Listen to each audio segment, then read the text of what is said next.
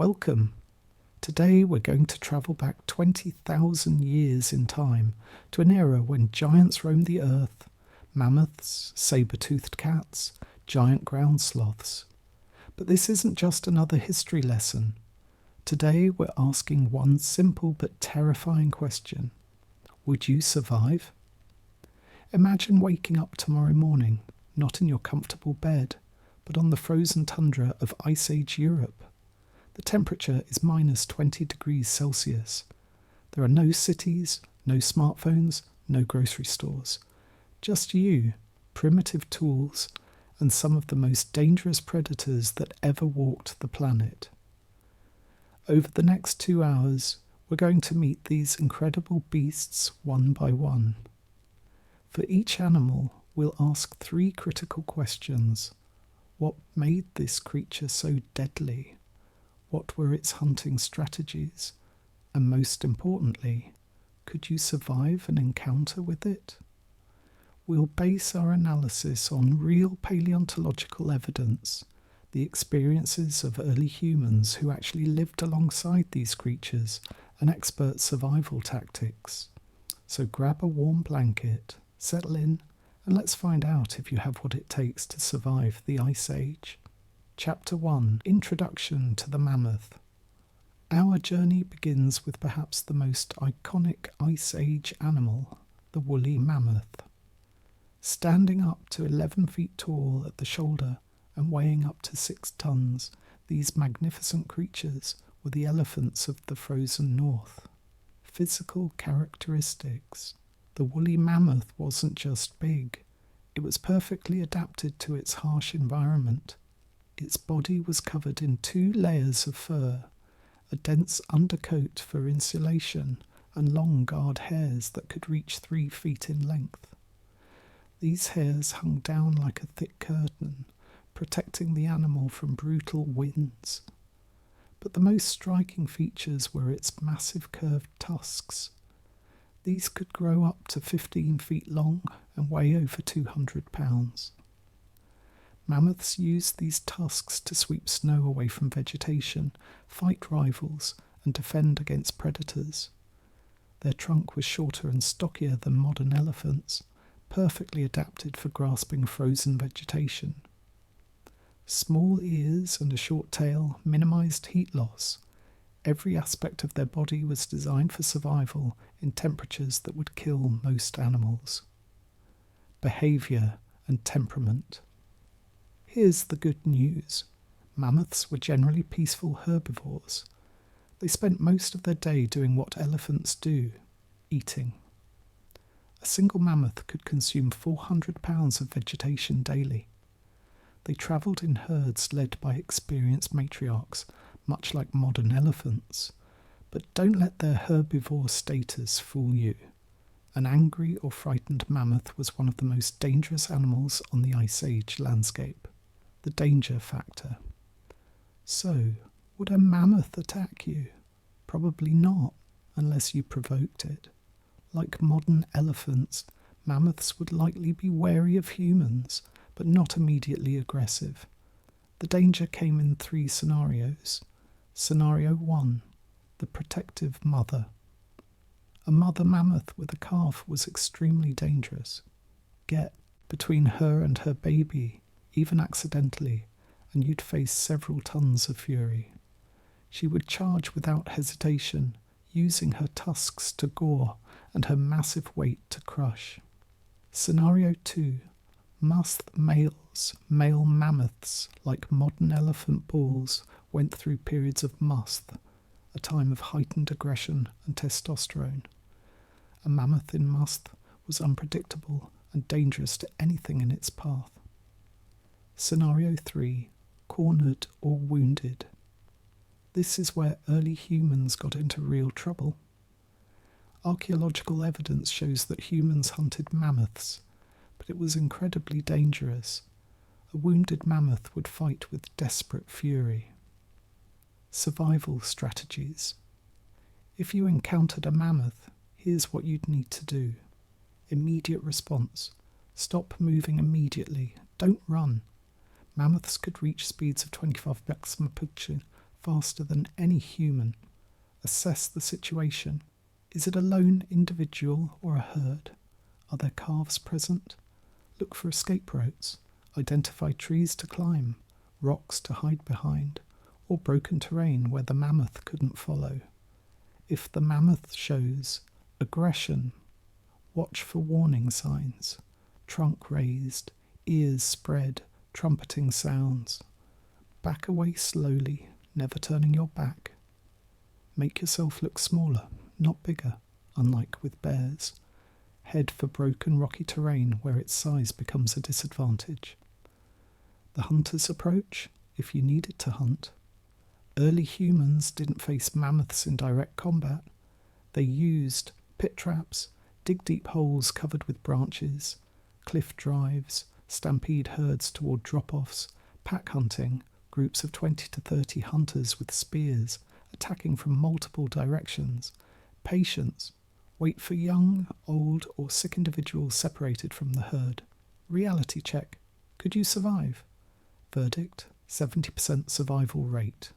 You'd likely survive a mammoth encounter if you respected their space, 50 plus yards minimum, avoided mothers with calves, didn't act aggressively, had an escape plan.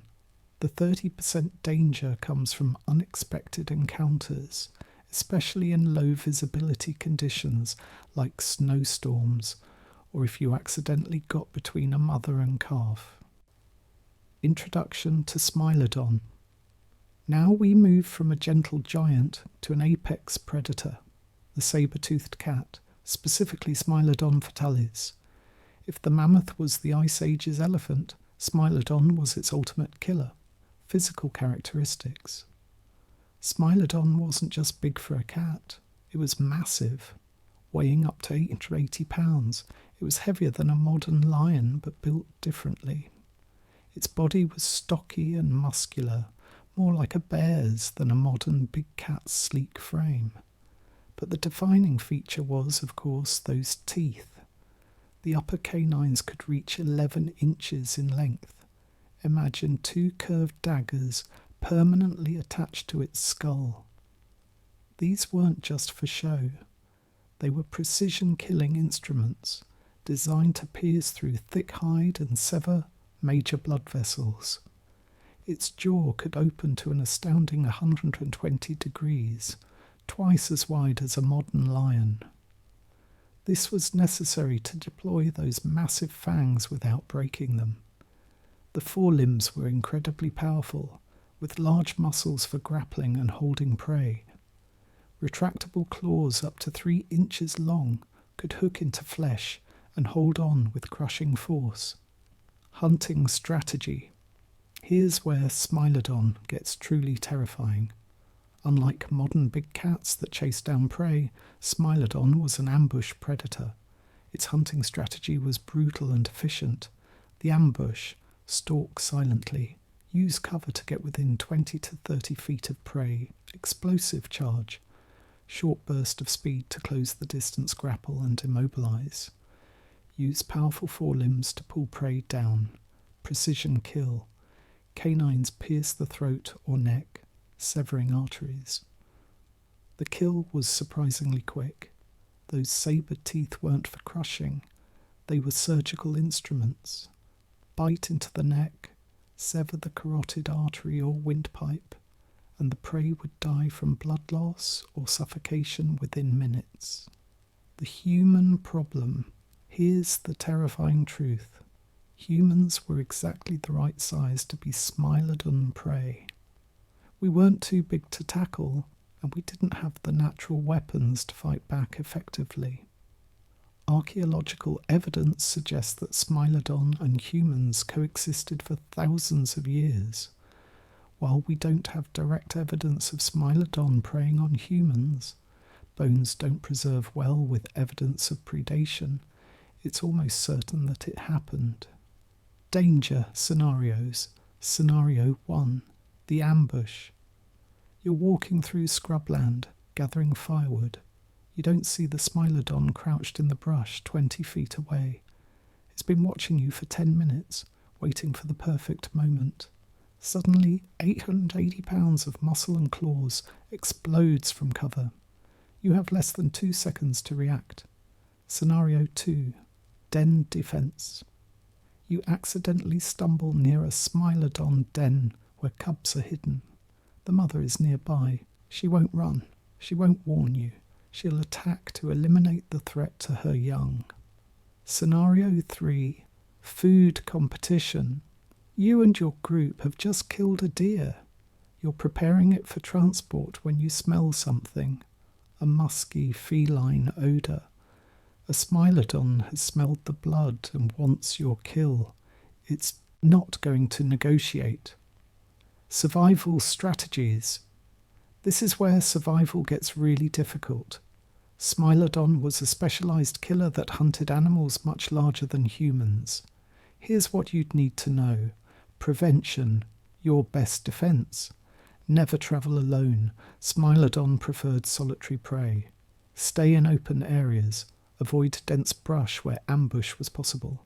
Keep fire. Big cats fear fire. Keep a torch at night. Make noise, unlike stalking prey. Announce your presence. Watch for signs. Scat, scratch marks on trees, musky smell if you spot one. First, back away slowly, maintaining eye contact. Make yourself appear larger. Raise arms, open jacket. Make loud, aggressive noises. Don't run. This triggers chase instinct. Keep objects between you and the cat. If attacked, this is worst case scenario. Your chances aren't good, but here's what early humans would have done. Fight back aggressively. Play dead won't work. Smilodon kills actively. Protect your neck. This is its primary target. Use any weapon, spear, club, rocks, anything. Call for help. Group defense was the only real counter-target. Its eyes and nose, only vulnerable points you could reach. Group defense. With a group, your chances improve dramatically. Form a circle, facing outward with spears. Use firebrands to drive it back. Multiple spears from different angles. Never break formation. Archaeological evidence. We know early humans killed Smilodon. Their bones have been found with human-made weapons embedded in them. But we also know it was incredibly dangerous. Cave paintings and burial sites suggest that big cat attacks were one of the primary causes of death for Ice Age humans. Reality check. Could you survive? Verdict: 30% survival rate alone, 60% in a group. Smilodon was a dedicated predator that evolved specifically to kill large mammals. As a lone human, you were in serious danger. Your advantages: intelligence and tool use, ability to spot and avoid ambush sites. Fire your disadvantages: slow speed. Soft, vulnerable body, Smilodon's specialised killing technique. No natural weapons. In a group with spears and fire, your chances improve significantly. But make no mistake, this was one of the most dangerous predators you could encounter. Chapter 3. The Cave Bear. Introduction to the cave. Bear from the savannas and forests, we descend into the darkness, the domain of the cave bear. This massive predator made the caves of Ice Age Europe its home, and those caves were exactly where humans wanted to shelter during harsh winters. Physical characteristics. The cave bear was enormous. Males could weigh up to 1,500 pounds, roughly twice the size of a modern grizzly bear. Standing on hind legs, they reached heights of 10 feet or more. Their skull was massive and domed, with a pronounced forehead and powerful jaws. Unlike the saber-toothed cat's precision-killing tools, the cave bear had teeth designed for crushing and grinding. Its bite force was estimated at over 1,200 psi, enough to crack human bones like twigs. The body was thick and muscular, covered in shaggy brown fur. Despite their size, cave bears were surprisingly agile. 4-inch claws on each paw could slash through flesh with ease. Diet and behaviour. Here's something interesting. Despite their fearsome appearance, cave bears were primarily herbivorous. Analysis of their teeth and bones shows they ate mostly plants, roots, berries, and occasionally small animals or carrion. This might make them sound less dangerous, but that's a fatal misconception. Herbivorous bears can be even more aggressive than carnivorous ones because they're not calculating whether you're worth the energy to hunt. They just want you gone. Cave competition. The real conflict between humans and cave bears was simple. Both species wanted the same caves. During brutal Ice Age winters, a cave meant survival. It provided shelter from wind, snow, and sub-zero temperatures. Imagine arriving at a promising cave as winter approaches. Your group desperately needs shelter. But deep inside, in the darkness, something massive is already living there. It has no intention of leaving, and the cave entrance is the only way in or out. Danger scenarios. Scenario 1. Surprise encounter. You're exploring a cave system, looking for shelter. You round a corner with your torch, and there, 20 feet away in the flickering light, is a cave bear. It rears up to its full height, roars, and you realise the passage behind you is narrow. Too narrow to run through quickly. Scenario 2. Winter den. A mother cave bear with cubs has chosen your shelter cave for hibernation. You need that cave to survive winter. She won't negotiate, and she certainly won't leave her cubs. Scenario 3. Wounded bear. Another group tried to drive out a cave bear and wounded it with spears. Now it's injured, enraged, and even more dangerous than usual. It's blocking the only cave entrance your group has access to. Survival strategies. Dealing with cave bears was one of the most serious challenges facing Ice Age humans. Here's how they approached it. Before entering any cave, listen carefully. Bears snore, breathe heavily, and make deep rumbling sounds. Smell the air. Bear dens have a distinctive musky ammonia-like smell. Look for signs, scratch marks, scat, leftover food, fur on walls. Send scouts. Never have the whole group enter unknown caves. Have an exit plan. Always know how to retreat quickly. If you encounter. Option 1, retreat, preferred. Back away slowly, don't turn your back, speak calmly in low tones, avoid eye contact, seen as challenging, give it space to leave if it wants to. Option 2, stand your ground, make yourself look large, wave arms slowly, make noise, but not high-pitched screams. Don't run, this triggers chase response, be prepared to fight if it charges. Option 3, group defense, if retreat impossible. Ice Age humans developed specific tactics for dealing with cave bears. Fire barriers, build fires at cave entrances to smoke out. Deter bears' spear walls. Form a line with multiple spears pointed forward. Coordinated attacks. Multiple hunters with spears from different angles. Use geography. Force the bear into narrow passages where its size was a disadvantage. Persistence. Sometimes it took days of continuous harassment to make a bear abandon a cave. Archaeological evidence. We have remarkable evidence of human cave-bear conflicts. Some caves showed layers of human and bear occupation, suggesting both species used them at different times. Spear points have been found embedded in cave bear bones. Cave paintings occasionally depict bears, suggesting both respect and fear. Most tellingly, cave bear populations declined rapidly as human populations increased in Europe. The competition for caves was real, and humans eventually won, but at a cost. Many human remains from this period show evidence of bear attacks. Reality check. Could you survive? Verdict: 50% survival rate with group, 15% alone. Cave bears were less aggressive than grizzlies, but their sheer size and strength made them incredibly dangerous. Your survival depended heavily on advantages. Cave bears were herbivores, not hunting you as prey. They could be intimidated by fire and numbers. They wanted to avoid conflict if possible. Smart positioning could limit their movement. Disadvantages: massive size and strength advantage. Confined spaces, caves, limited your mobility. Protective mothers were extremely aggressive. One swipe could kill you instantly. Their size made them hard to injure significantly.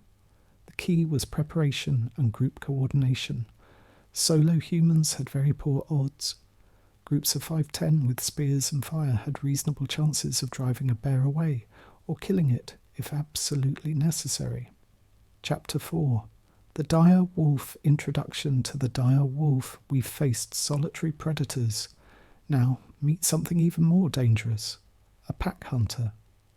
The dire wolf wasn't just a big dog. It was an evolutionary masterpiece designed for one purpose: bringing down prey through coordinated pack tactics. Physical characteristics: the dire wolf was stockier and more robust than modern grey wolves. Males weighed up to 175 pounds, about 25% heavier than the largest modern wolves. Their skull was broader and more powerful, with massive jaw muscles capable of crushing bone. The teeth told the story of their lifestyle. While modern wolves have teeth designed for slashing and tearing, dire wolves had proportionally larger teeth with thicker enamel, perfect for crushing through bone to access marrow. This wasn't a finesse predator. It was built for power. Their legs were shorter and more muscular than modern wolves, suggesting they were pursuit predators rather than long-distance runners. They didn't need to chase prey for miles. They worked in packs to overwhelm and overpower. Pack dynamics. Here's what made dire wolves truly terrifying. They hunted in packs of 10 to 30 individuals. This wasn't random grouping. It was sophisticated, social coordination.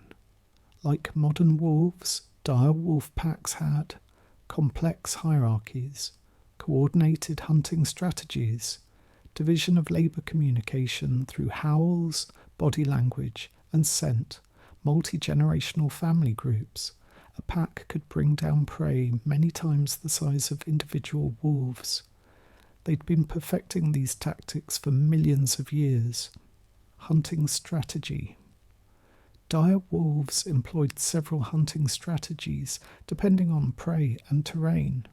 The pursuit hunt, locate prey, using scent and sight over vast territories. Test the herd, run at the group to identify weak individuals. Single out target, focus on young, old, sick or injured. Relay chase, pack members take turns running the prey to exhaustion final attack. Multiple wolves strike from different angles. Sustained assault, keep attacking until prey goes down from blood loss and exhaustion. The ambush, position pack members along likely escape routes, drive prey toward hidden members, attack from multiple directions simultaneously, use terrain to trap prey. The test and probe, constantly test herd defences, look for mistakes or weakness, strike when opportunity presents. The human problem. Humans were vulnerable to dire wolves for several reasons. Size. Match. We were small enough to be viable prey, but large enough to provide substantial food for the pack. Lack of natural weapons, no horns, tusks, or thick hide. Slower speed, we couldn't outrun them. Pack tactics, they could separate group members. But here's the interesting part. Dire wolves and humans were also competitors. Both species hunted similar prey, used pack group tactics, needed the same territories, were apex predators. This created a complex relationship. part competition, part occasional conflict, and maybe, in rare cases, partnership, leading eventually to domestication of wolves. Danger scenarios. Scenario 1. The tracking pack. Your small group is travelling across open tundra. For the past 2 hours you've heard howling in the distance. The pack is tracking you, staying just out of sight. They're testing you, watching how you move, how many you are, whether anyone is weak or injured. They're deciding whether you're worth the risk. Scenario 2. Winter desperation. It's the depths of winter. Prey is scarce. A dire wolf pack hasn't eaten in days. Your group has just made a kill, and the smell of blood carries on the wind. The pack is approaching, and they're not afraid. They're hungry enough to take the risk. Scenario 3. Den defence. You've unknowingly camped near a dire wolf denning site. As evening falls, you notice eyes reflecting in your firelight. Dozens of eyes, forming a circle around your position. The pack wants you gone, and they have the numbers to make it happen. Scenario 4. The lone human. You've become separated from your group during a hunt. You're alone, maybe injured. The pack has noticed. They begin to circle, staying just beyond spear range, waiting for you to weaken. Survival strategies dealing with a dire. Wolfpack required specific knowledge. Prevention. Never travel alone. Solo humans were vulnerable. Maintain fire. Wolves fear fire instinctively. Stay in open areas. Don't let them use ambush tactics. Make noise. Announce your presence. Travel during day. Wolves prefer twilight and night hunting. Show strength. Move confidently. Don't act like prey. If encountered. Stage 1. The assessment. They're watching. Stay with your group, close together. Keep fire between you and wolves. Make yourselves look larger and more dangerous. Make loud, aggressive noises. Don't run. This triggers prey response. Face them directly. Show you're aware of them. Stage 2. The test. They're closer. Throw rocks or burning brands. Charge toward them aggressively, but don't chase far. Have weapons ready and visible. Protect weakest group members in centre. Keep fire, burning bright. Make continuous noise. Stage 3. The attack. They're committed. If dire wolves attacked, it was a serious fight for survival. Circle formation. Group form circle, facing outward. Spears outward. Keep weapons pointing at any approaching wolf fire in centre. Maintain flames to deter wolves. Strike hard. If a wolf gets close enough to strike, aim to kill or severely injure. Wounded wolves make the pack reconsider. Protect fallen. If someone goes down, others must protect them. Don't break formation. Breaking the circle could be fatal. Be loud. Constant noise and aggression. Offensive tactics, if forced to fight. Target the alpha or most aggressive wolves first. Pack may retreat if leaders are injured. Use fire as weapon. Burning brands thrust at faces. Spear strikes to chest, throat, or head. Protect your own flanks. Wolves will try to attack from behind. Give no ground. Standing your ground shows you're dangerous prey. Archaeological and paleontological evidence. Evidence of dire wolf behaviour comes from multiple sources. La Brea, tar pits. Thousands of dire wolf fossils show injuries from hunting. Broken teeth, healed fractures, signs of conflicts with prey and other predators.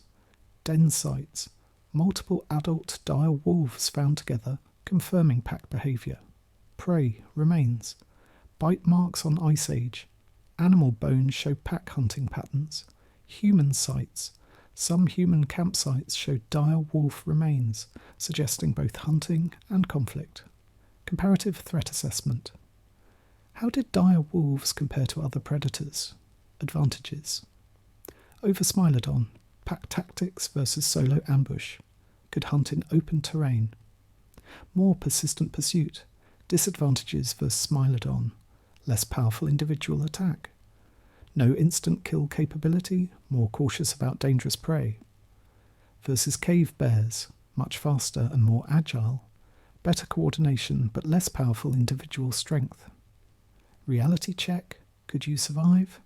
Verdict, 65% survival rate with group and fire, 5% alone without fire. This is where group size made all the difference. Alone without fire, you were in serious danger. A pack would eventually test you, and without fire or backup, your chances were minimal. Alone with fire, better, maybe 30% survival. Fire kept wolves at bay, but maintaining it while moving or sleeping was nearly impossible. Small group, 2 to 4. With fire, 50% survival. Better than alone, but still vulnerable if the pack was determined. Larger group, 5+. With fire and weapons, 75 to 80% survival. This made you too dangerous and difficult to be worth the risk. Dire wolves were smart. They preferred easier prey. Key factors: fire was absolutely critical, almost essential group cohesion, no stragglers or separation. Visible weapons and aggressive posturing, energy level, healthy, fed humans were poor targets. Exhausted, injured ones were vulnerable. Season: winter packs were more desperate and dangerous. The interesting reality: dire wolves and humans likely avoided each other most of the time. Both recognized the other as dangerous. Conflicts probably happened mainly during resource competition or when one party was desperate. Chapter 5: The Short-Faced Bear, Arctodus simus. Introduction to the most dangerous predator. We've met some formidable predators. Now meet something that paleontologists call the most dangerous predator of the Ice Age, the short-faced bear. This animal was so terrifying that even other apex predators gave it a wide berth. Physical characteristics: the short-faced bear was a monster. At 12 feet tall when standing on hind legs and weighing up to 2,500 pounds, it was the largest mammalian land predator of the Ice Age. To put that in perspective, it was 50% larger than the biggest modern grizzlies and polar bears. But size wasn't its only weapon. The short-faced bear had long legs. Unlike the stocky cave bear, Arctodus had unusually long, graceful legs. This gave it something no other bear possessed: speed. Estimates suggest it could run 40-45 km/h in short bursts. That's faster than a racehorse. Powerful jaws, bite force estimated at 2,000 psi, enough to crack open the largest bones. Massive claws, 5-inch claws on each paw, capable of disemboweling prey with a single swipe. Unique skull structure. The short face wasn't just about appearance. It gave incredible bite leverage while maintaining a wide field of vision. The nightmare predator. Here's what made the short-faced bear uniquely terrifying. It was both a pursuit predator and an ambush predator. Let me explain why this was so unusual and dangerous. Most large predators specialize. Big cats, ambush specialists, slow stamina. Wolves, pursuit specialists, pack tactics. Bears, omnivores, generally avoid conflict. The short-faced bear could do everything. Sprint at 40 mph to chase down prey. Stand tall to spot prey from distance. Overpower anything it caught. Scavenge or hunt as needed, intimidate other predators away from kills. Hunting and feeding behaviour. Research on short-faced bear isotopes, chemical signatures in bones, reveals something disturbing. This bear was a hypercarnivore, meaning over 70% of its diet was meat. Unlike modern bears that eat lots of plants, Arctodus was specialised for hunting. Its hunting strategy was brutal. The chase down, spot prey from standing position. Those long legs allowed it to stand tall and scan vast distances. Calculate the pursuit. Intelligent enough to evaluate whether the chase was worth it.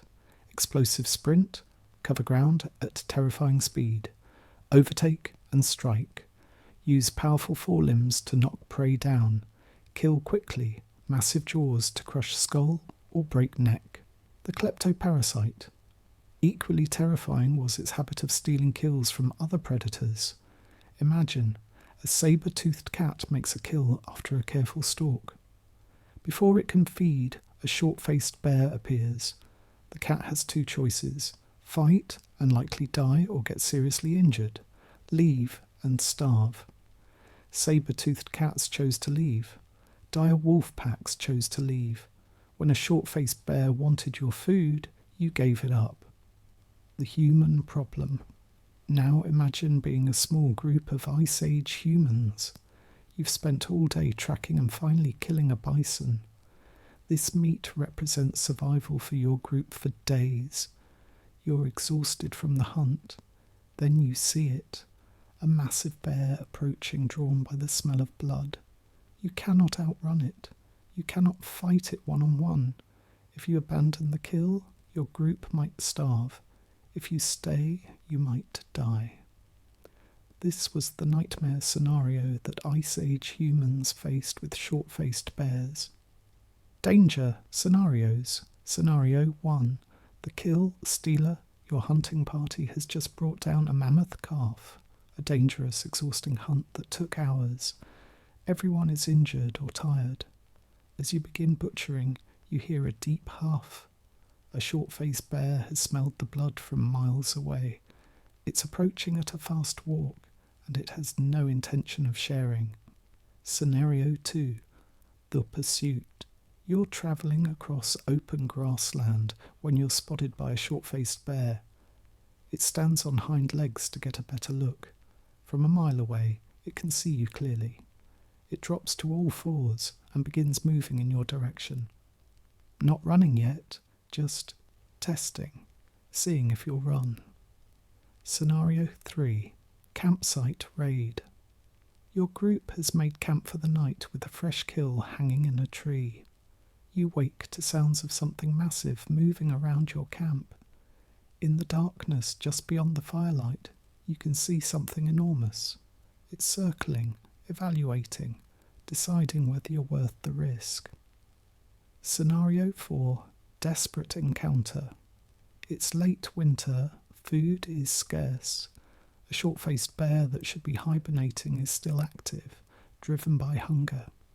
You encounter it at a frozen river where both your species have come to hunt for fish. There's no escape route. Cliffs on one side, frozen river on the other. The bear sees you. Survival strategies. Surviving a short-faced bear encounter required everything humans had learned about survival. Prevention. Absolutely critical.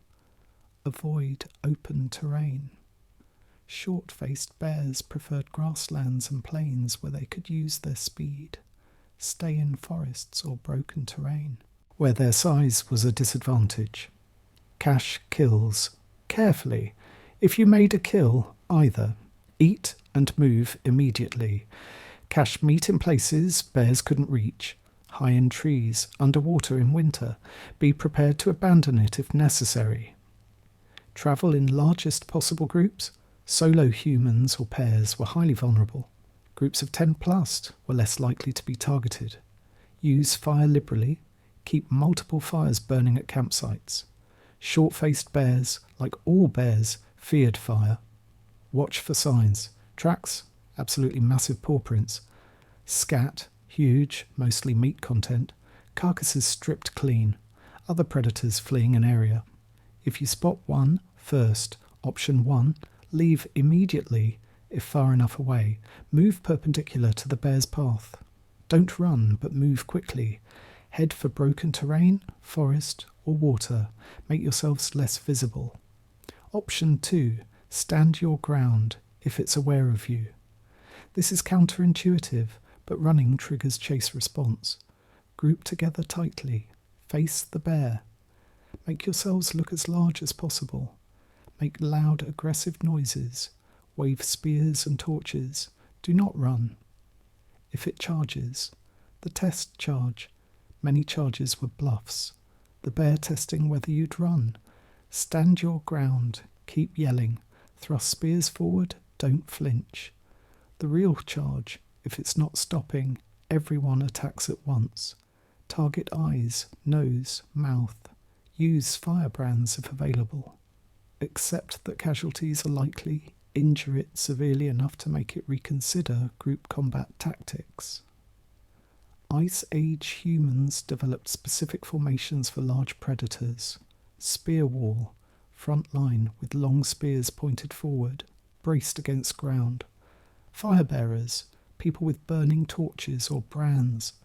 Protected centre, children, elderly and injured in middle aggressive stance, constant noise and movement. Coordinated strikes. If the bear engaged, multiple spears from different angles. No retreat, running meant death. Standing together offered the only chance. Archaeological evidence. Evidence of short-faced bear interactions comes from fossil record. Short-faced bear remains show they occupied the same areas as early humans. Human sites.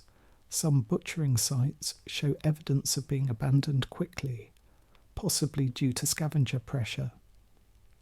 Comparative evidence. Modern bear interactions suggest humans would have lost direct confrontations.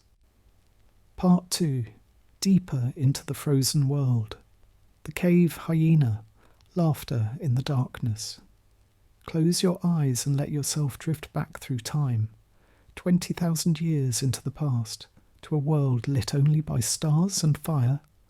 The sun has set behind the western mountains, and darkness spreads across the frozen tundra like spilled ink. You're sitting with your family around a small fire, the only circle of warmth and light in an endless ocean of cold and shadow. The fire crackles softly, sending sparks dancing up into the night sky where they join the stars.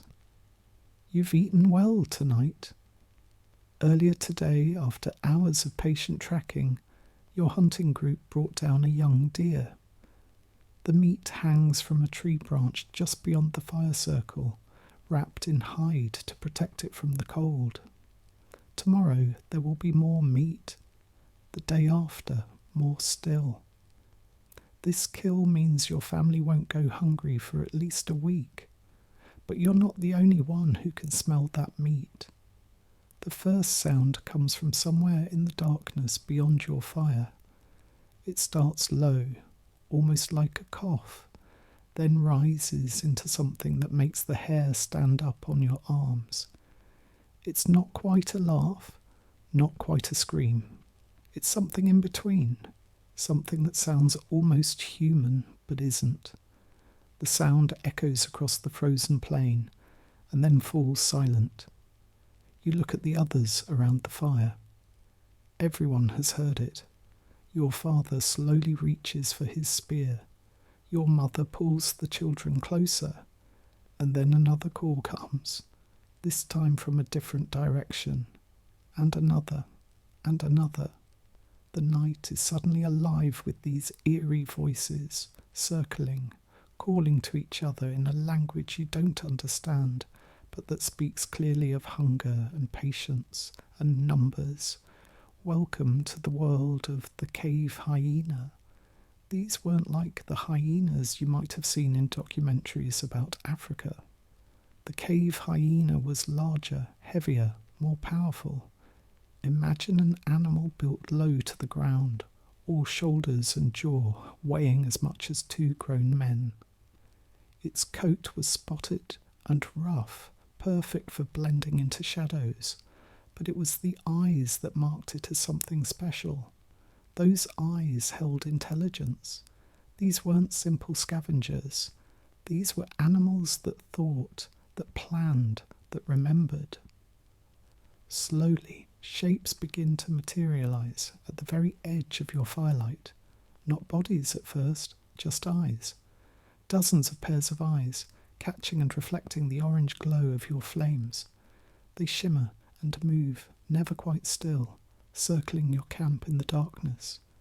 You can hear them now, not just their calls, but the sound of paws in snow, the soft rumble of breathing, occasional growls as they communicate with each other. Your father stands, and the others stand with him. Someone throws more wood on the fire, and it blazes higher, pushing back the darkness a few more precious feet.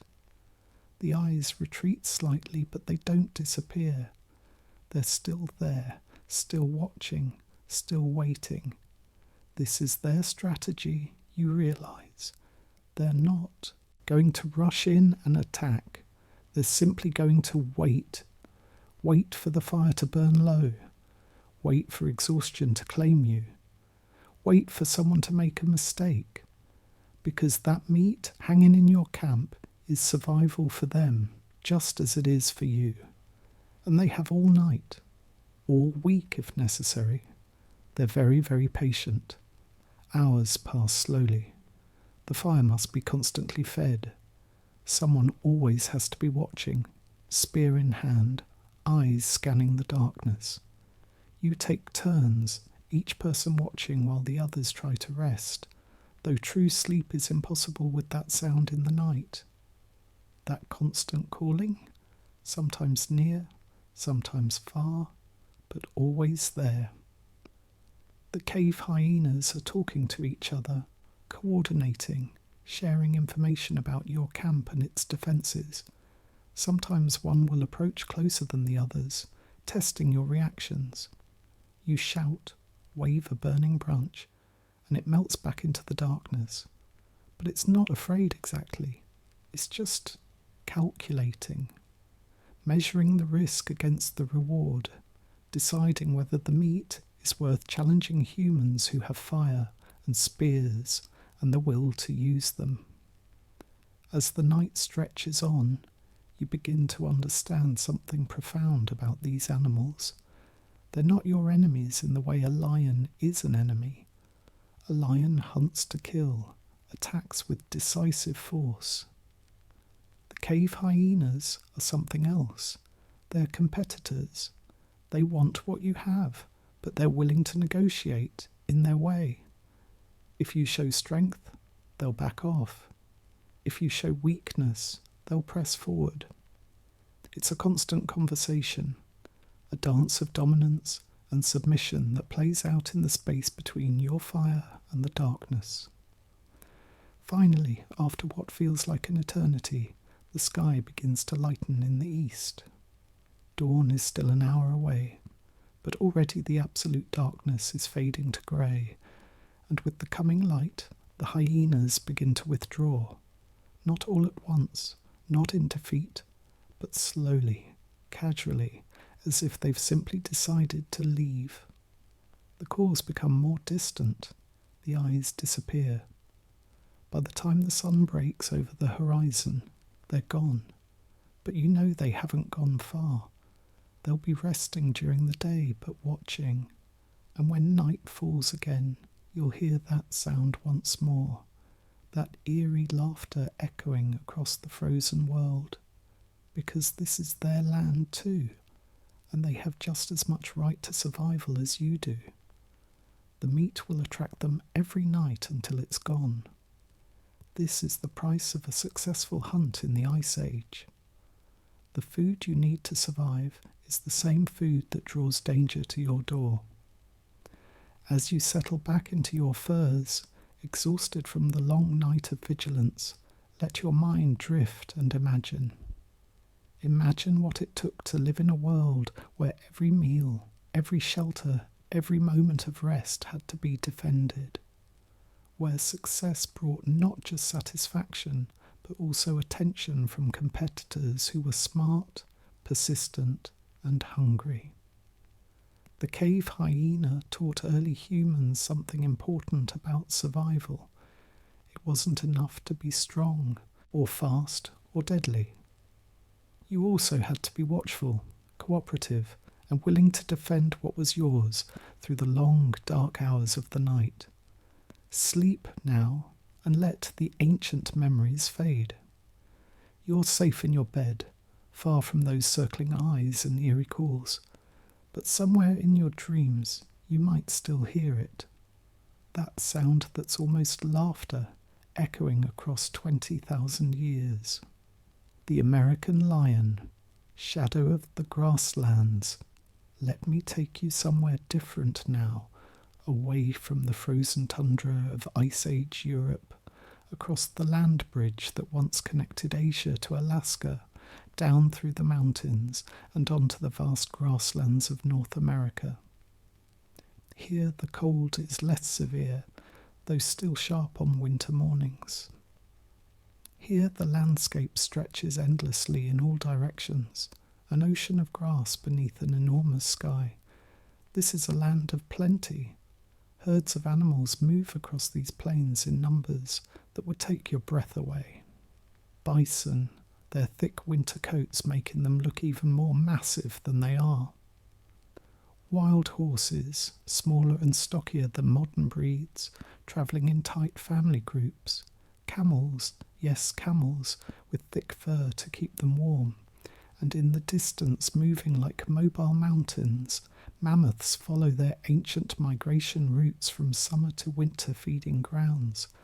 But walk carefully here, tread softly and stay alert. Because in this land of abundant prey, there hunts a predator unlike any other, the American lion, Panthera atrox, the largest cat that ever walked this continent. And right now, one is watching you. You don't see it at first.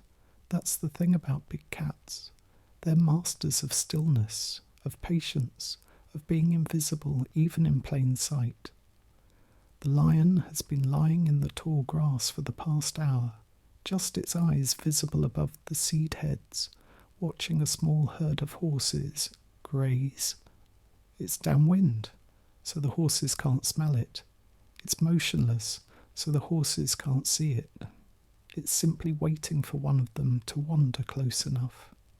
But then you appeared, walking across the grassland, and the lion's attention shifted. Because you are interesting. You're not prey exactly. The lion has learned that these two-legged creatures are dangerous, that they have those strange sticks that can hurt from a distance, that they often travel in groups and use fire. But you're alone right now, aren't you? You've wandered away from your group, following a rabbit trail, or looking for edible plants, and you haven't noticed how far you've come. The lion rises to its feet in one fluid motion. It's enormous, 8 feet of tawny muscle, standing 4 feet at the shoulder, weighing more than 4 grown men. Its head is massive, with jaws that could crush your skull as easily as you might crack a nut. But what strikes you most are the eyes. Amber, gold, intense, intelligent. This animal is thinking. It's evaluating you, running calculations you can't begin to guess. You freeze. Every instinct screams at you to run, but some deeper wisdom, inherited from thousands of generations of ancestors who survived encounters with predators, tells you that running would be fatal. Predators chase running things. It's instinct for them. So you stand still, heart pounding so hard you can hear it in your ears, and you meet those golden eyes. The lion takes a step toward you. Just one step, but it's enough to make your breath catch. You're perhaps 50 yards apart now, close enough to see the ripple of muscle under its fur, close enough to see the scars on its face, evidence of a life spent fighting and hunting and surviving. This isn't a zoo animal, safe and well fed. This is a wild predator at the peak of its power. You slowly, very slowly, reach down and pick up a rock, not to throw it. You're not that foolish. But to have something in your hand, to feel less helpless. The lion watches this movement with interest. Its tail twitches slightly. Is that a sign of agitation? Curiosity? You can't tell. You've never been this close to something so dangerous and survived to remember it. Time seems to stretch and slow. The wind rustles through the grass. Somewhere in the distance, a horse whinnies. The sun is warm on your face despite the cold, and you and the lion simply look at each other, two beings from different worlds, separated by 50 yards of grass and an unbridgeable gulf of experience. Then, for reasons you will never understand, the lion loses interest. It turns its head, looking away toward where the horses are grazing. Perhaps it decides you're not worth the effort. Perhaps it wasn't really considering you as prey at all. Just curious about what you were. Perhaps it's already fed today and isn't hungry enough to take risks. You'll never know. The lion turns and walks away. Not hurrying, not fleeing, just walking with that same fluid grace. It moves through the tall grass like a golden wave, and within moments it's vanished as completely as if it had never been there. You stand frozen for long minutes after it disappears, unable to quite believe you're still alive. Your legs are shaking. Your hands are trembling, but you're alive. Eventually you turn and walk back the way you came, toward where you left your group. You walk quickly now, not quite running, but close, and you make a silent promise to yourself. Never again. Never again will you wander off alone. Never again will you forget that this beautiful grassland is also a hunting ground for the most powerful predator that ever lived in North America. That night, around the fire, you try to tell the others what happened, but words fail you. How do you describe the experience of being evaluated by an animal that could kill you with casual ease, but chose not to? How do you convey the intelligence you saw in those eyes, the sense that you were being measured and judged by something that understood more than you gave it credit for? The elders nod as you speak. They've had their own encounters. Everyone who lives in lion country has stories. Stories of narrow escapes and tragic losses. Stories of hunters who never came home. Stories of camps that had to be abandoned because a lion decided the area was its territory and wouldn't be driven away. The American lion was a fact of life here, as constant as the grass and the sky. But humans are adaptable. They learn to live with the lions, just as they learned to live with every other danger the Ice Age threw at them.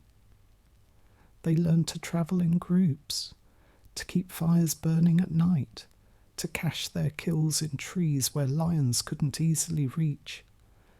They learned which areas were lion territory and which were safer. They learned the sounds of lion calls and could identify individuals by their roars. And slowly, very slowly, the balance shifted. Humans got better at being human, better at hunting, better at defending themselves, better at claiming the resources they needed. The lions remained magnificent predators, but the world was changing in ways they couldn't adapt to. The great herds they depended on began to diminish as the climate warmed and the Ice Age ended.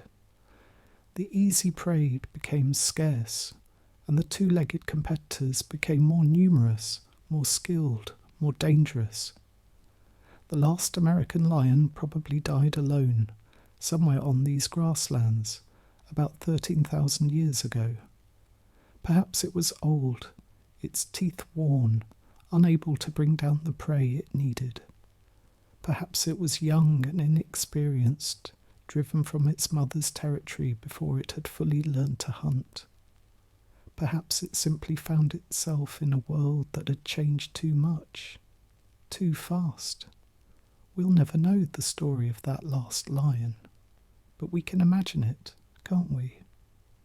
Imagine the last of its kind, standing on a rocky outcrop at sunset, looking out over grasslands that had once teemed with prey, but now seemed empty. Feeling the hunger that would be its constant companion until the end.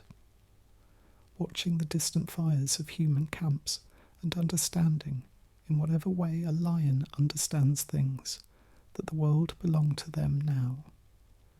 Let yourself drift into sleep and dream of grasslands golden in the sunset. Dream of great cats moving like liquid shadows through the tall grass. Dream of a time when humans were not yet the masters of the world, but just another species trying to survive. And be grateful that when you wake, no amber eyes will be watching you from the darkness. The terror bird. When birds ruled our journey through time takes us somewhere warmer now, somewhere that seems almost tropical compared to the frozen tundra we've been exploring. We're in what will one day be called Florida, but it's 10,000 years ago, and Florida is a very different place. The land is greener here, trees grow thick and lush, rivers wind through forests where Spanish moss hangs in long curtains. The air is humid and warm, filled with the sounds of insects and birds and the distant calls of animals. It seems almost like paradise after the harsh cold of the Ice Age proper. But paradise has its own dangers. You're walking through a clearing, gathering roots with a pointed digging stick. It's peaceful work, almost meditative. Push the stick into the soft earth, liver up, pull out the root, shake off the dirt. Your basket is half full already. This is good. These roots, when roasted, taste sweet and filling. They'll supplement the meat your group has dried and stored. Life is good right now. The weather is mild, food is plentiful, and for once, survival doesn't feel like quite such a desperate struggle. You're so focused on your work that you don't hear it approaching. Terror birds move quietly when they want to, despite their enormous size. The first hint you get that something is wrong is a feeling. Not a sound, not a sight, just a feeling. That ancient sense that primates developed millions of years ago. The sense that says something is watching you. You straighten up slowly, hand tightening on your digging stick, and turn around. And there it is, 8 feet tall, 300 pounds of muscle and feather and bone. The terror bird stands at the edge of the clearing, absolutely motionless, its eyes fixed on you with an intensity that makes your breath stop in your throat. Let me help you understand what you're seeing, because the terror bird defies easy description. Imagine an ostrich, but massive and built for killing. The legs are thick with muscle, ending in 3-toed feet, armed with talons that curve like sickles. Those legs can propel the bird at speeds no human could ever match, but it's the head that truly earns the name terror bird. The skull is enormous, nearly 3 feet long, and at the front of that skull is a beak. But calling it a beak feels inadequate. It's a weapon, thick as your wrist at the base, curved like an axe blade, sharp enough to punch through bone. The neck that drives it is massively muscled, like a pile driver designed for one purpose, delivering killing strikes from above. The bird and you stare at each other across the clearing. Neither of you moves. The bird's head tilts slightly to one side, the way birds do, but there's nothing charming about the gesture. You can see it thinking, see it processing information. Are you prey? Are you threat? Are you food? Or are you danger? Your mind races through possibilities. Running seems suicidal. That bird could run you down in seconds, and you'd die with its beak buried in your back. Fighting seems equally futile. What could your digging stick do against something that size? Your best hope, your only hope, is that the bird decides you're not worth the trouble. Seconds stretch into minutes. The bird takes one step forward, then another. It's moving toward you now, not quickly, almost casually, but with clear purpose. Each step brings it closer, 40 feet, 30 feet, 20 feet, close enough now that you can see every detail, the way its feathers shimmer in the dappled sunlight, the sharp tip of that terrible beak, the muscles bunching in those powerful legs. You grip your digging stick with both hands and hold it out in front of you. It's a pathetic weapon, you know that, but it's all you have, and something in you refuses to simply stand there and wait for death. If this bird is going to kill you, at least you'll face it. At least you'll try. The bird stops. It tilts its head again, regarding you and your stick with what looks almost like curiosity. Then it makes a sound. Not a bird call exactly. Something deeper, more resonant. A booming note that you feel in your chest as much as hear with your ears. Is it a threat? A warning? A call to others of its kind? You don't know. You just know that every nerve in your body is screaming at you to run. But you don't run. You stand your ground, digging stick held out, trying to look as dangerous and difficult as possible, trying to convince this predator that eating you would be more trouble than it's worth. And then, incredibly, the bird loses interest, just like that. It turns its head looking away toward the forest. It takes a step sideways, then another, and then it's walking away, moving with that same casual grace, as if you were never there at all. It disappears into the trees, and you're left standing alone in the clearing, shaking with released adrenaline, hardly able to believe you're still alive. You drop your digging stick and sink to the ground, heart racing, breathing hard. Your basket of roots lies forgotten. All you can think about is those eyes, the intelligence you saw there, the way it evaluated you, made a decision, and acted on it. This wasn't a mindless killing machine. This was a thinking predator, one that had learned to judge risk and reward. Later, back at camp, you try to explain what happened, but how do you put it into words? The sheer size of the bird, the power evident in every line of its body, the beak that looked like it could crack your skull like an egg. Most of all, the intelligence, the sense that you were being measured by something that understood predation on a level you couldn't comprehend. The elders listen to your story and nod gravely. They know about the terror birds. Everyone who lives in this land knows about them.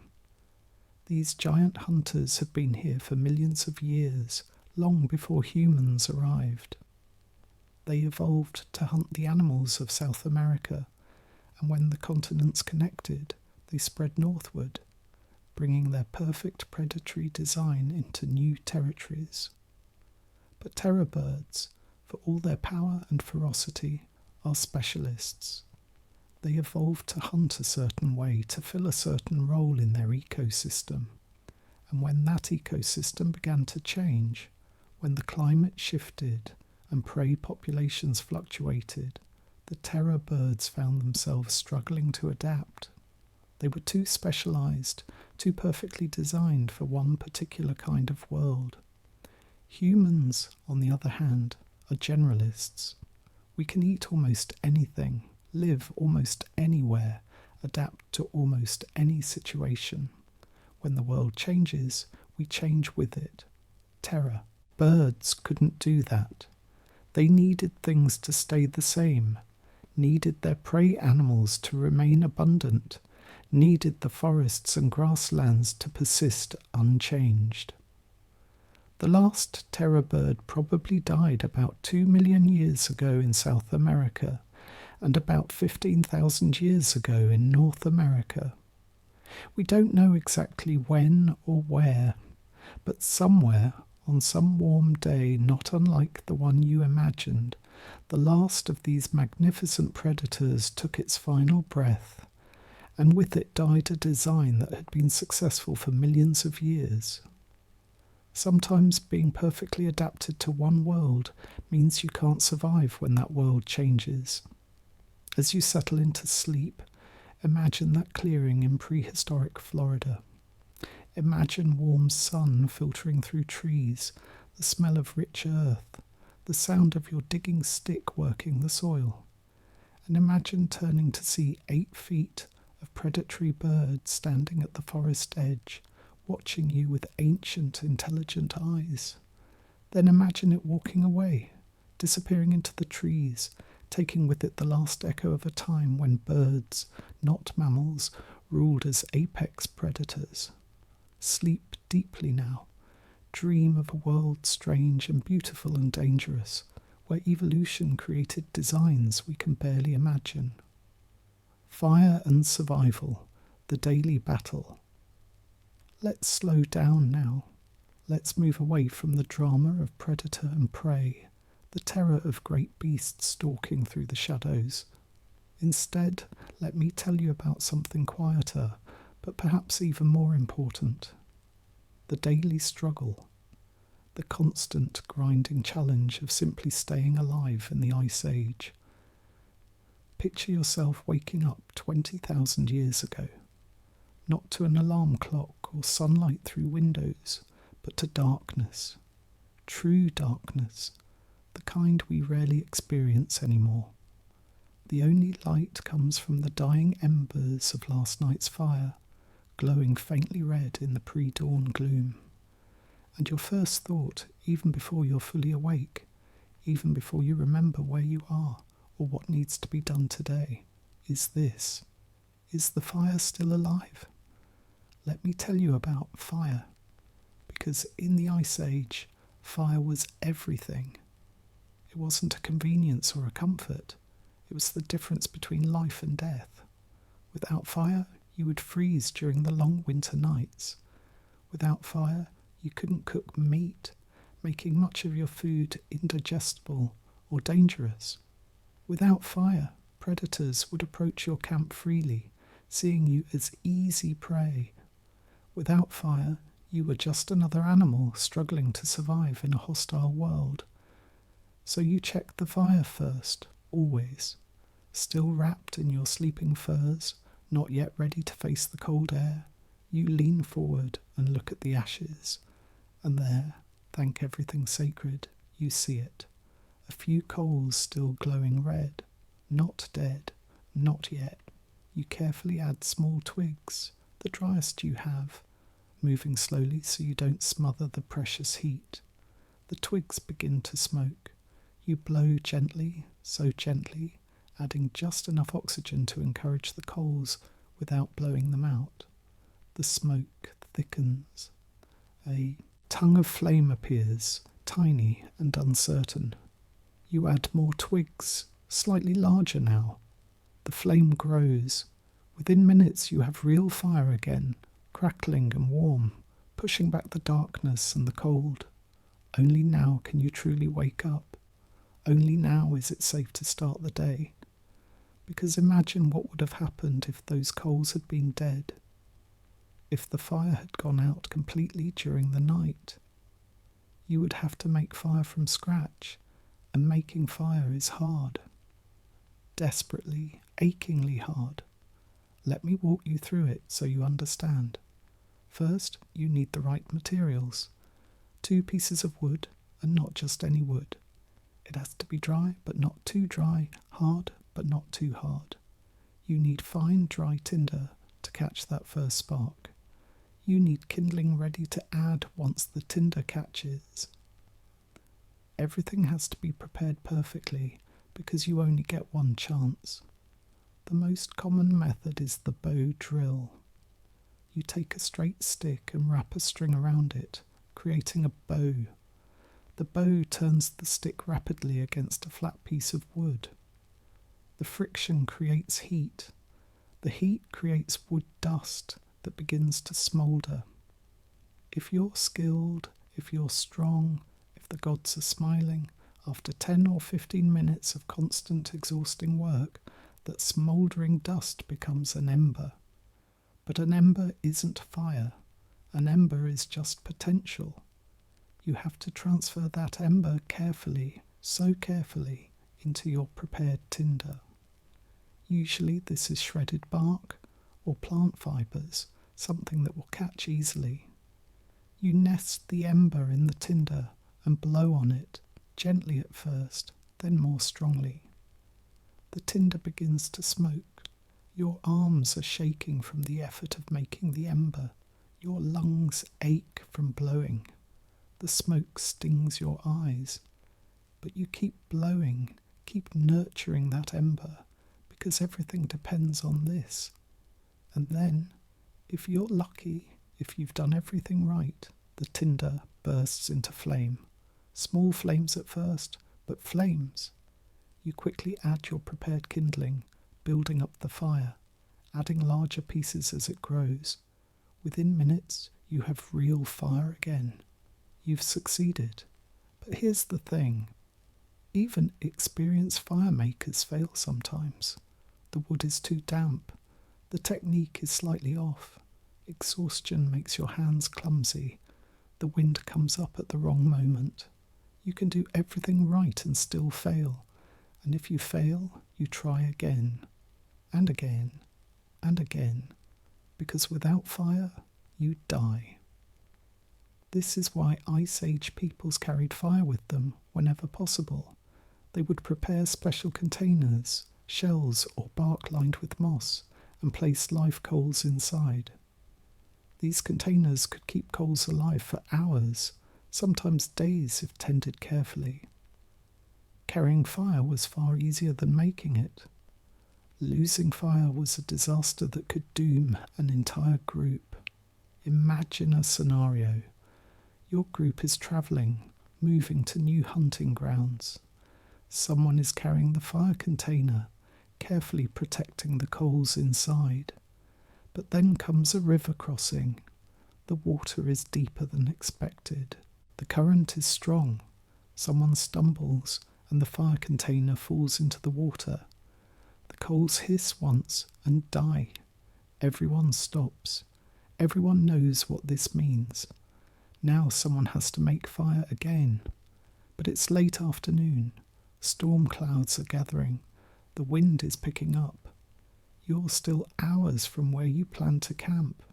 And now you have no choice but to stop here and try to make fire before darkness falls and the storm hits. The most skilled fire maker in your group tries first. Their hands are steady, their technique perfect, but the wind keeps picking up, making everything harder. The bow slips. The drill isn't spinning smoothly. After 30 minutes of effort, they fail. Someone else tries and fails. The sky grows darker. The first drops of rain begin to fall. This is when desperation sets in. Everyone who knows how tries. Some attempt different methods. Others try to shield the fire maker from the wind and rain. But the rain is falling steadily now, and everything is getting wet.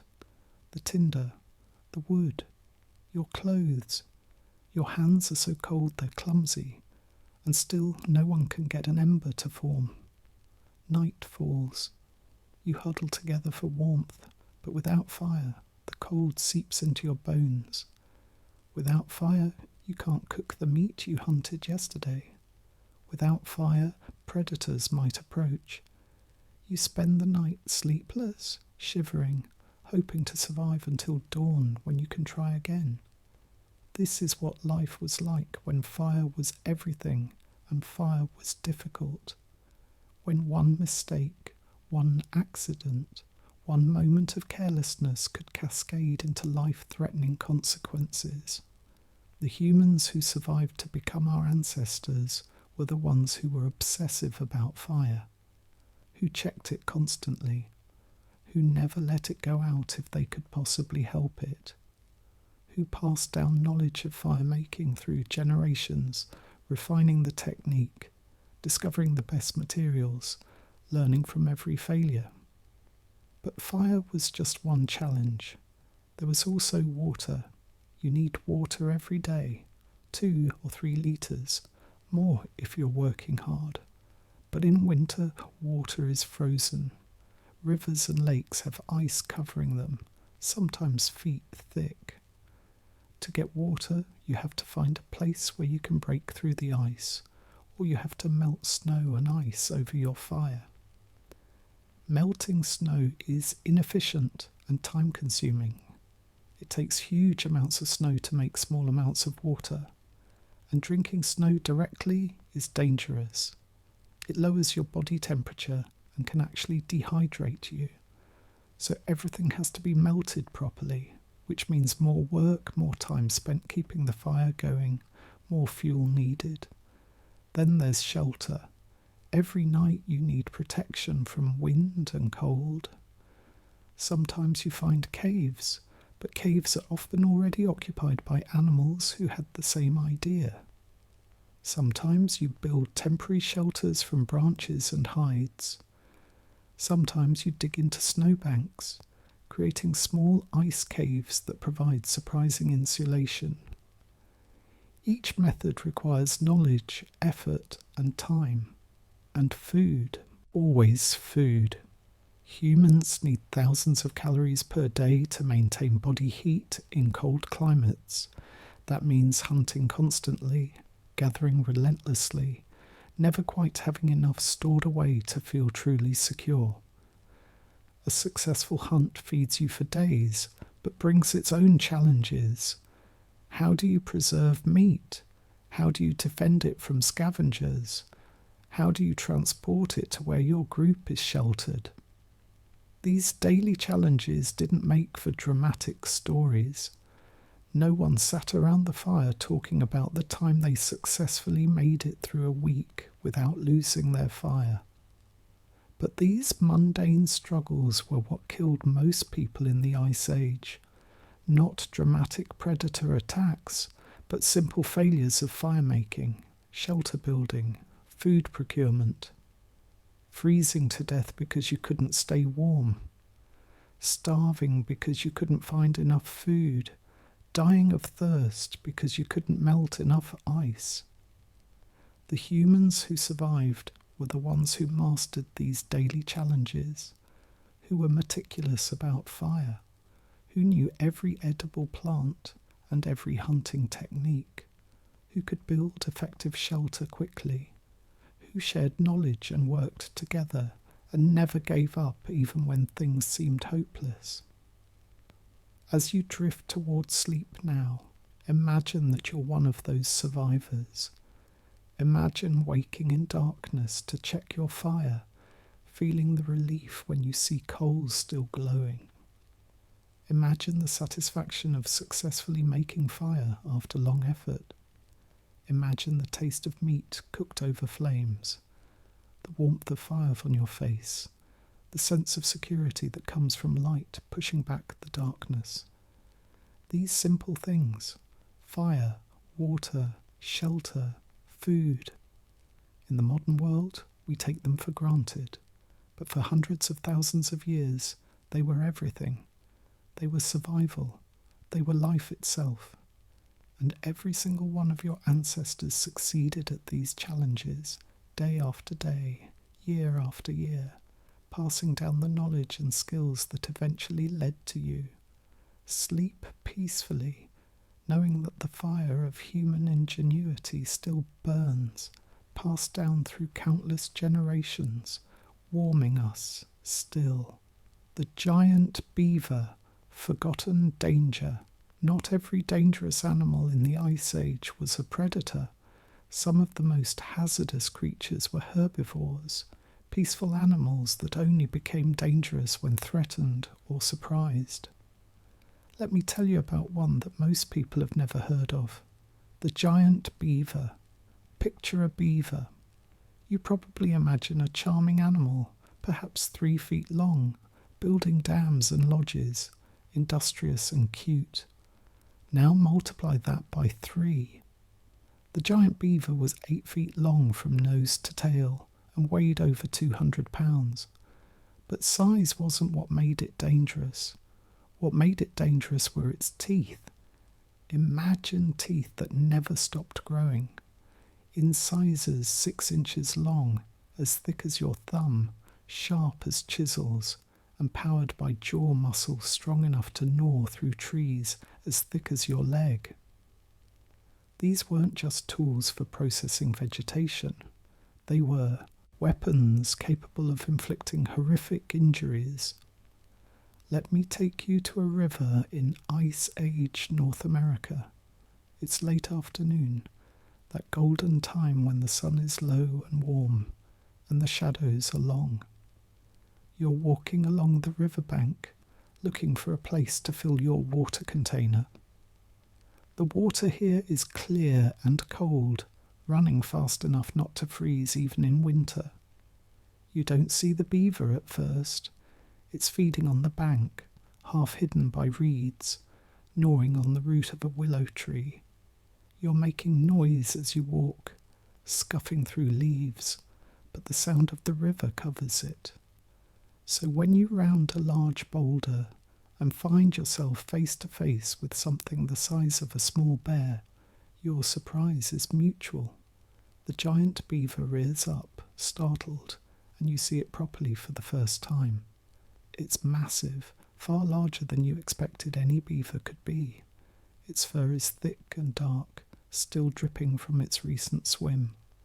Its tail, flat and paddle-like, slaps the ground in agitation. And its face, those incisors protruding from its mouth, orange with iron deposits, long and curved and sharp. You freeze. The beaver freezes. Neither of you knows quite what to do. You weren't planning to threaten it. It wasn't expecting to encounter a human. But now you're between the beaver and water is safety for a semi-aquatic animal. The beaver feels trapped, and trapped animals are dangerous. It makes a sound then, a deep huffing grunt that vibrates in your chest. Its body tenses.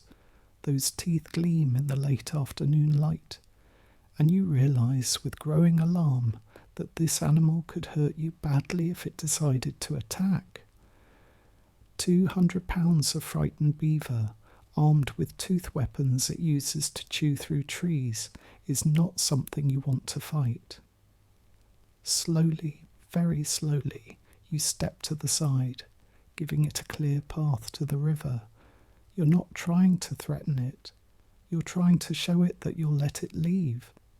The beaver watches you with small, intelligent eyes. For a moment that stretches uncomfortably long, nothing happens. Then the beaver makes a decision. It charges. Not at you, thankfully, but toward the water. It moves with surprising speed for something so bulky, and when it hits the river, it creates a massive splash.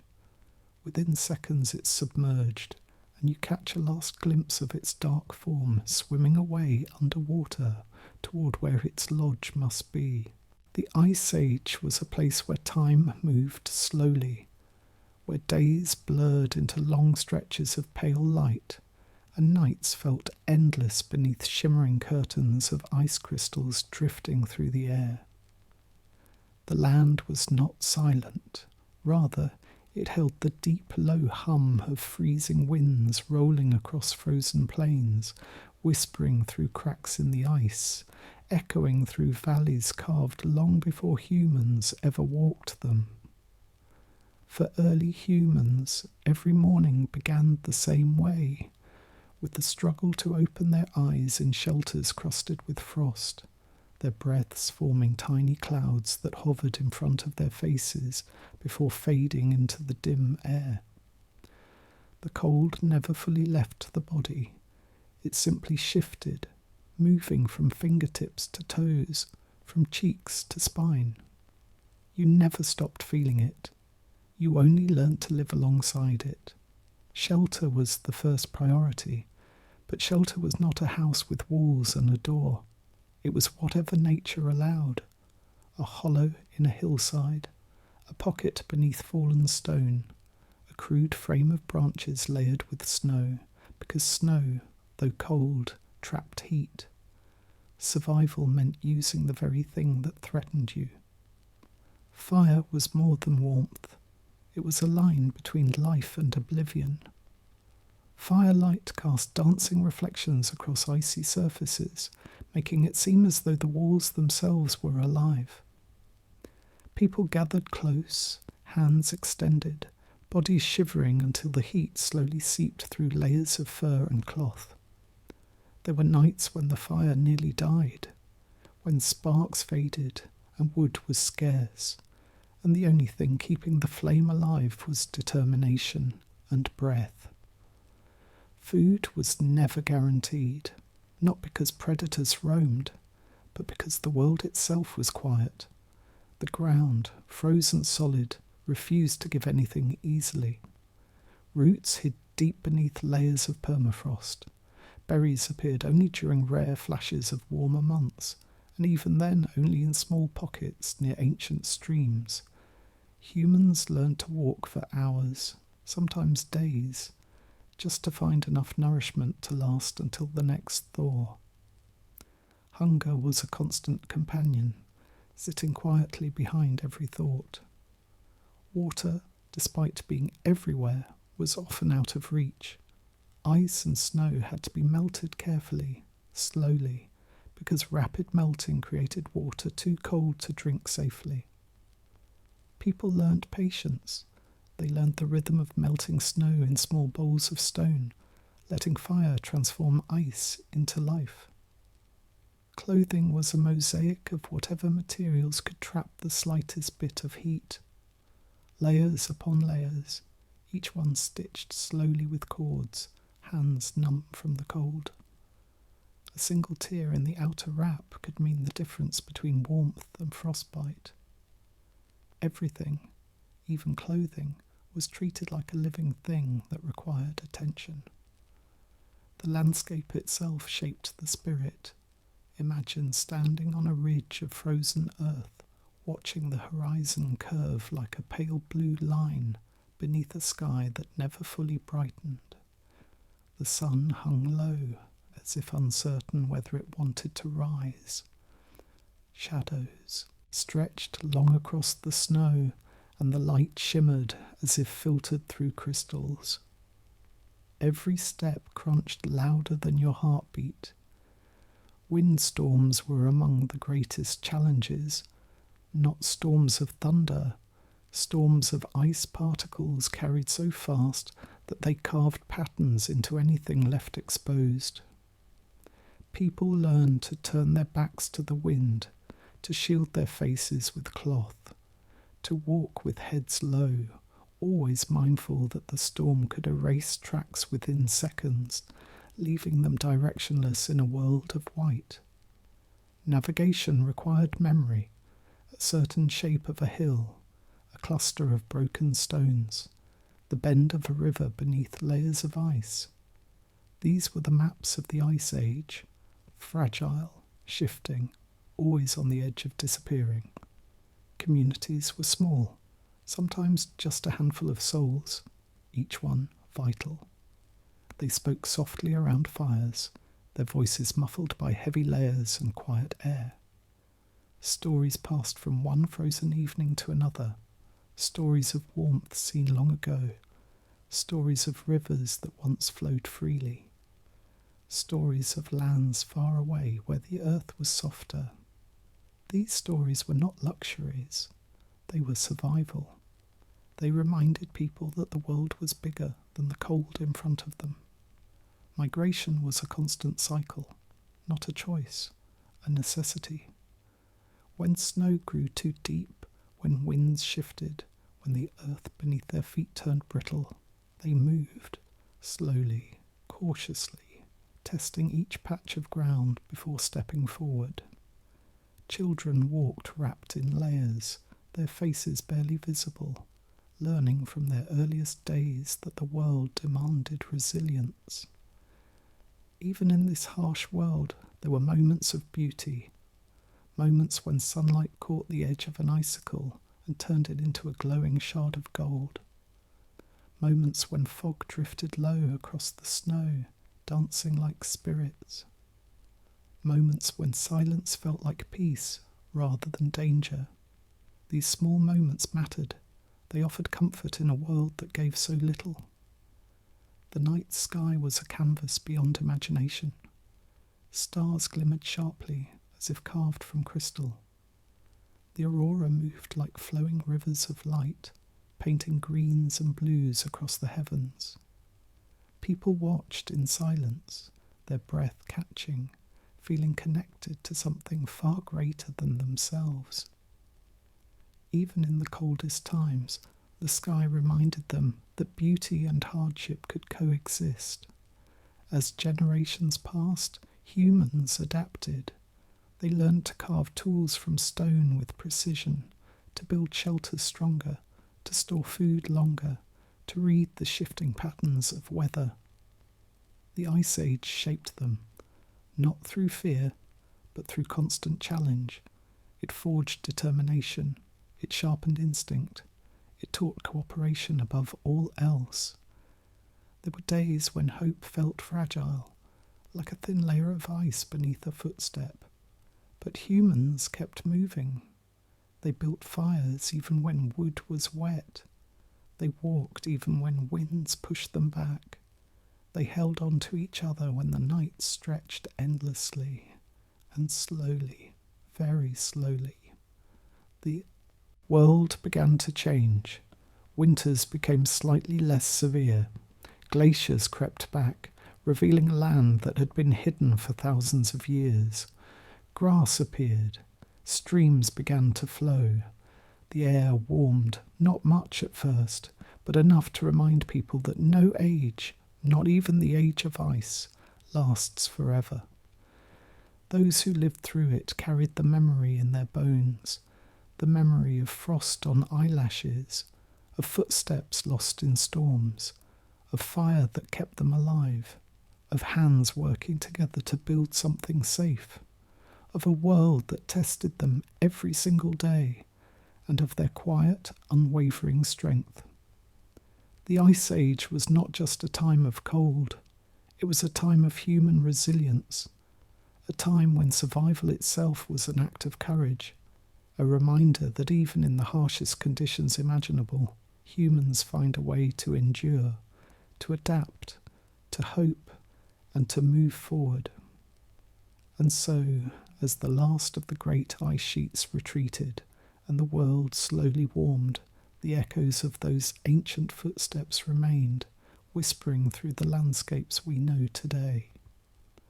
A soft reminder that everything we have now, every comfort, every home, every fire, exists because someone long ago refused to give up in a world made of freezing wind and endless white. This is the legacy of the Ice Age, a story not of beasts, but of humanity, patient, resilient, enduring.